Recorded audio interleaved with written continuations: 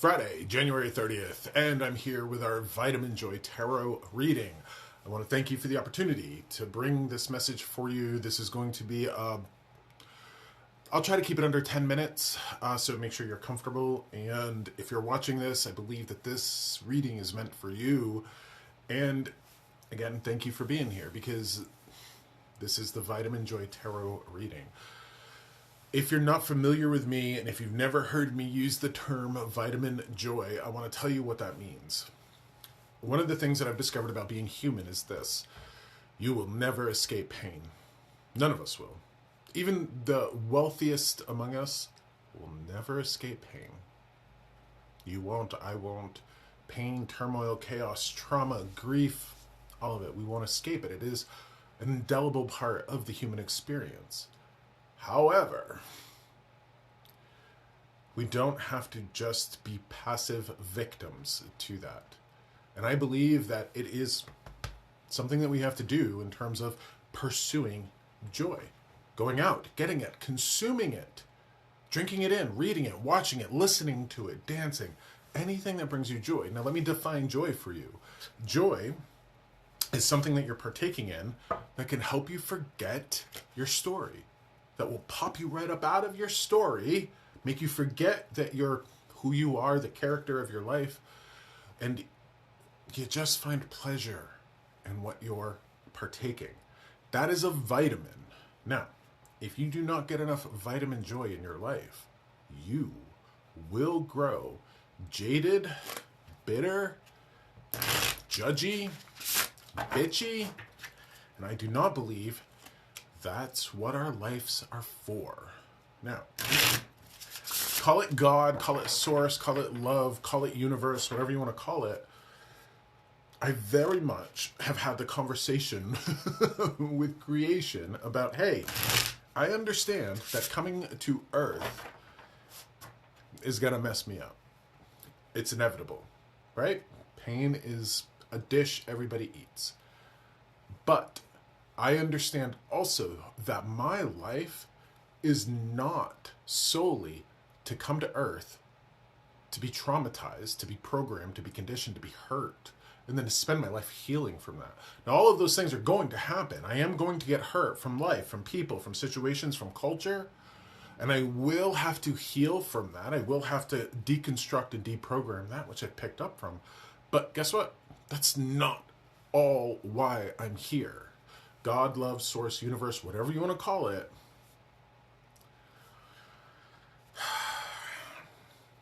doesn't want us to suffer. However, to have this human experience, pain and suffering, is something that we're all going to have to deal with. Now, philosophers through the ages have talked about why and how that happens, but I'm just going to look it right on the face and say, it happens, and we're going to have to deal with it. So we have to pursue joy.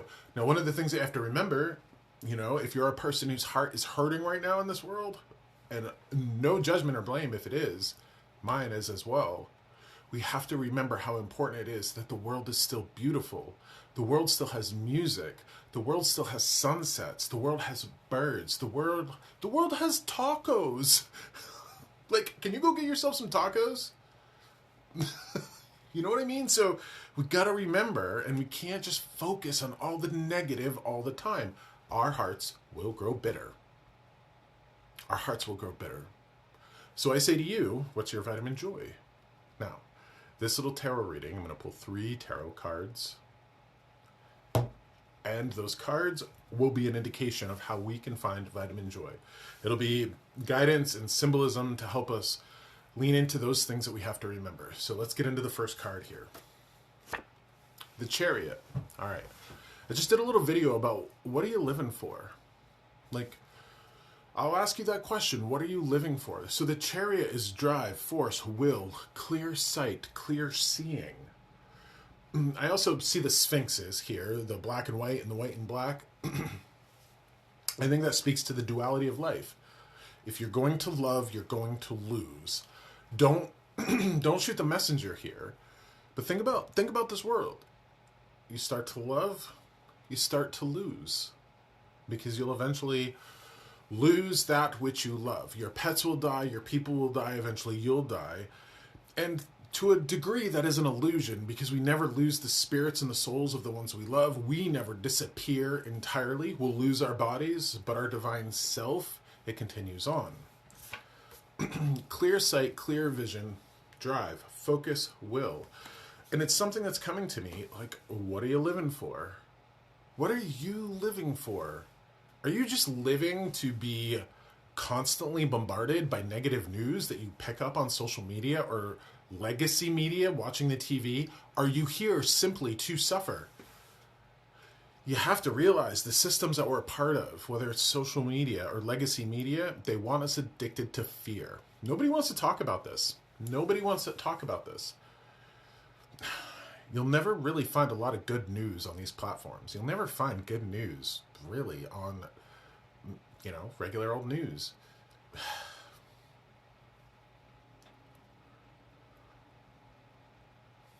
This card represents to me the perseverance of the human spirit in the face of adversity. Having clear sight, clear vision, movement, forward movement.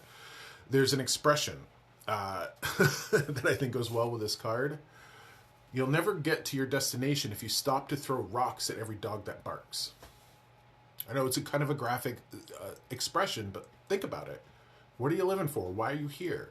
Are you here simply to share the latest outrage on social media and then have your body feeling pain and having these panic attacks? That's not why we're here. Might be part of it, might be part of the experience that's going to happen to us inevitably, but it's not the end goal.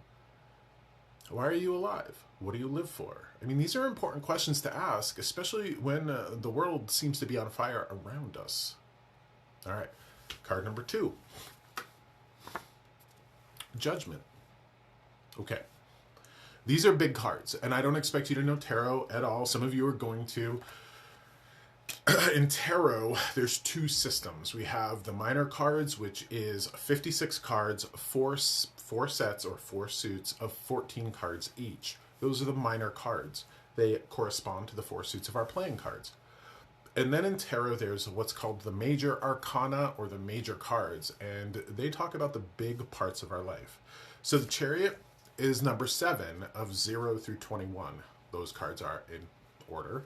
And then we have Judgment, which is card 20 of the major arcana. So we already have 2 major cards here. So a Judgment is not about being judged, okay? What this card is based off of is the Catholic myth of Judgment Day. So in that particular tradition, there's this idea that, this is why some people don't get cremated, because your souls stay with your body. Yeah. Anyways, it's this idea that Judgment Day will come upon us. The rapture will come upon us. The angel Gabriel will come to blow their trumpet, and then we'll be resurrected. So this calls upon resurrection of the human spirit. Maybe you need a new way of looking at things. Maybe you need a vacation. You got to remember, though, that this card also represents devotion to a higher calling, devotion to higher values. Are you here to be the priest or priestess of fear? Or are you here to be the priest and priestess of love and beauty? What are you putting out to the world? Now, these circumstances that we're all kind of falling victim to, the way the United States is very divided right now, it's hard not to want to express ourselves and express our outrage. And there might be a little bit of benefit to that, but I don't want to add to the clamor and the negativity and the horror and the pain and the rage of the world. I do not want to be manipulated by these platforms. A lot of people are. A lot of people are. Both of these cards are asking, what are you living for? What's your devotion to a higher calling? I know this is tough. This is big. These are philosophical, psychological questions, but here's something to consider. So many of us are losing our entire personalities to politics, to social media. Yep. Getting bamboozled, finding ourselves in these cults, these echo chambers, Everybody wants a platform. Everybody wants to get up on a soapbox. But nobody, very few people want to love the neighbor that thinks differently than them. That's a goddamn travesty.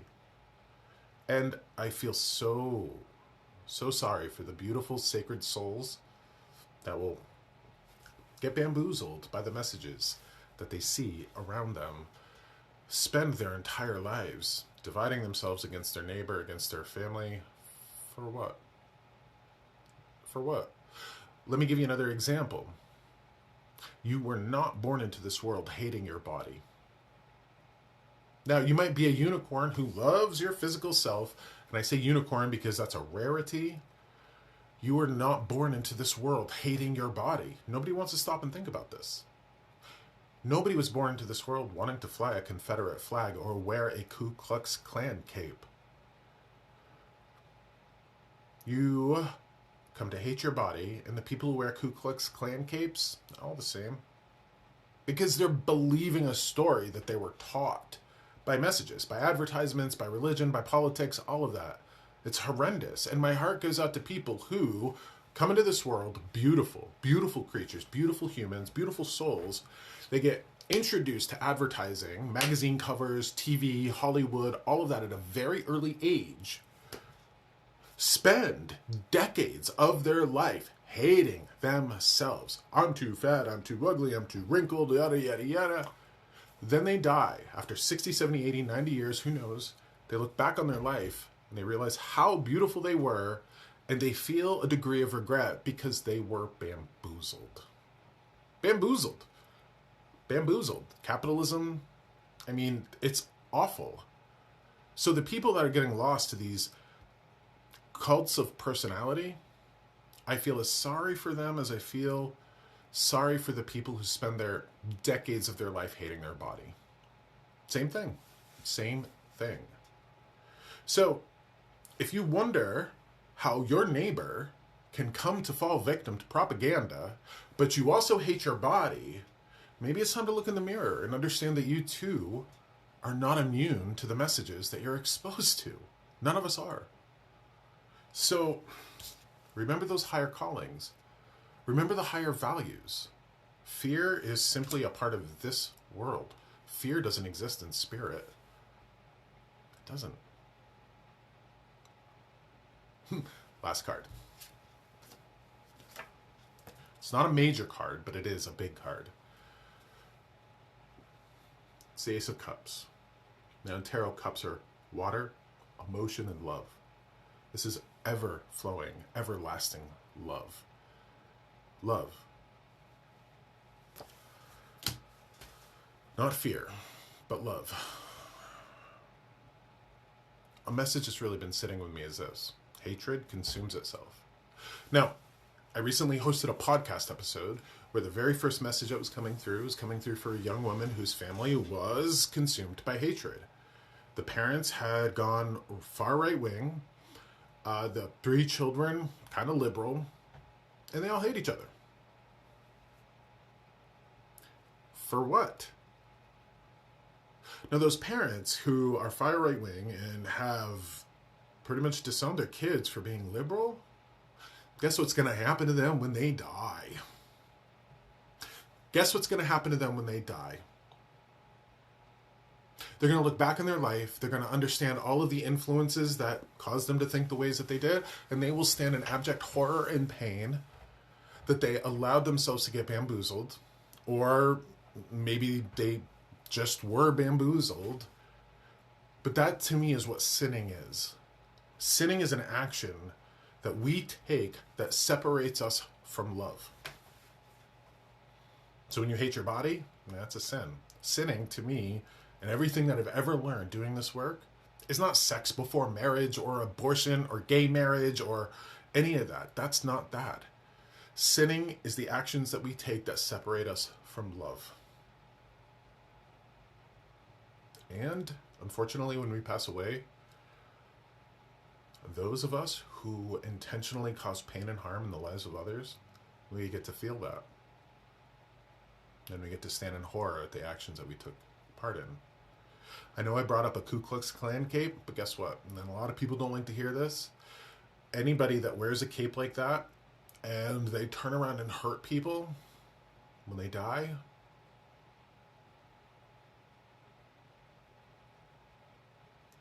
they undergo the pain, they see the pain, they feel the pain that they caused in the lives of others.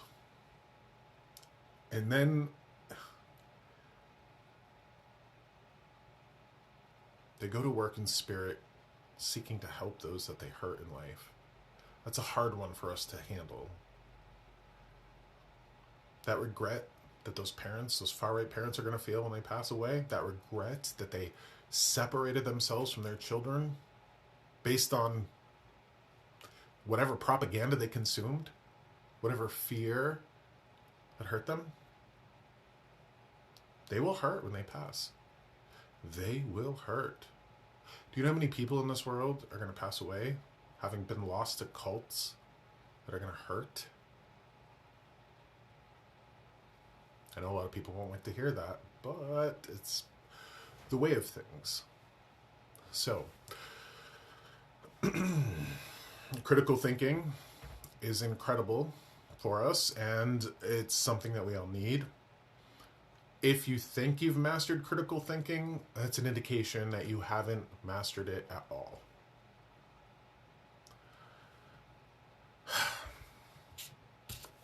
Love is why we're here. And some of the great spiritual teachers that we've had in history have shown us that the most important thing that we need to do is love our neighbor. Even the ones that think differently than us. Doesn't mean you have to like them, doesn't mean you have to go over for Sunday dinner, but what does hate accomplish? And look at where hate and fear have gotten us all collectively.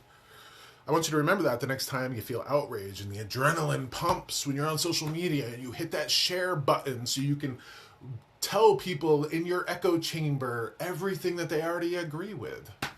I know, I'm calling out a lot of people right and left in this message, but it's taken everybody. It's taken everybody to get us here. I'll give you an example. The other night, before I started that podcast, and I mentioned this in the podcast, local massage therapist, hippy-dippy liberal woman, right, shares a post, and in that post were the words about MAGA supporters, right? Fucking illiterate morons. She's as much a part of the problem as anybody, at least when it comes to division. At least when it comes to division. All she can see are people that think differently than her as fucking illiterate morons. And I don't get to stand in that place. I won't stand in that place. Because I've sat with thousands of people. Thousands of people. And guess what? All the people that I might not agree with politically, they still have loved ones around them. They still have loved ones that see their divine nature and want them to walk a life of peace. Even source, love, God, universe, whatever you want to call it, the great angels, whatever you want to call it, they love the people that you hate. Wrap your head around that. Now, remember what you're here for. Remember your higher values and love. That's your joy. That's your joy. And every day of your life is an opportunity to reduce the regret you feel when you pass. Something's happened to me recently where I've started to consider not just my life, not just the story I play as Josh, but what my soul's going to go through when I pass. When a person starts to think about the journey of their soul through their lifetimes and through life and death and all of that, things start to change. And I'm at peace. And this is a friggin' weird thing to say. I'm at peace because, listen, if regret is hell, if causing pain to people intentionally and then having to discover that when you go to the afterlife, if that is hell, if regret is hell, what's heaven? I have never intentionally hurt anybody or any creature in this world. As far as I can tell, when I pass away, I will not have to undergo any of that pain. Weirdly, I'm going to heaven. The people that are intentionally causing pain in this world, boy, oh boy, oh boy, they're going to hurt. They're going to hurt. So I want to bring up something that I think a lot of people are sensitive about right now. Right, Tinderbox. The shooting of Renee Good in Minneapolis. I watched the video. I wish I hadn't. But when I watched that video, here's what stood out to me. If that ICE officer intentionally shot her, like if it was an accident, right? That's one thing. But if he intentionally meant to murder that woman, guess what's going to happen to him when he dies? He will visit the pain of that soul. And then he will bear witness to how that pain ripples out in the lives of her loved ones. And literally will stay with that family until that pain dissolves. These are big things. And I know that I'm talking about the mechanics of the afterlife, but these are things that I've seen and I have established through years of doing this and thousands of readings. People who hurt people while they are alive go to the world of spirit and stand in abject horror to what they did. Once they go through their life review, once they go through the washing machine, and once they return to the divinity of their own soul, they will stand in abject horror to the pain that they caused and then work to help it. I know that's hard, but maybe if you're frustrated with that situation in Minneapolis, perhaps that will give you a sense of peace. Justice very much doesn't seem to exist in this world, but it sure as hell exists in the afterlife. And that gives me a sense of peace. Humans will make mistakes. We all will make mistakes. But there are, by Spirit's definition, a handful of us that will do things wrong. The difference between making a mistake and doing something wrong is that intentionally hurting somebody, hurting the planet, hurting people, hurting animals, hurting other living creatures, that's doing something wrong. We're all going to make a mistake. But when you intentionally set out to cause pain and harm in the lives of others, that's what's wrong. So, I know a lot of big topics. And I said, hey, Vitamin Joy. Maybe understanding that people will see the error of their ways when they die, maybe that will bring you joy. Brings me joy. Brings me joy. So, thank you for being here. Longer than 10 minutes. All my love to you. Keep your chin up. Remember what you're living for. Remember your higher values, and don't get distracted by the fear and the bullshit that we're all exposed to. Remember why you're here. Also, you're going to have bad days. You're going to have good days. Some of those days, this is all going to compound on you. I can relate to that. But I constantly go back to finding my joy, remembering why I'm here, and remembering not to be bamboozled by propaganda, to have critical thinking about all the messages that I am receiving. So I hope that you can take a little bit out of this. All my love to you. Thank you for being here. Keep your chin up. I'll see you in February.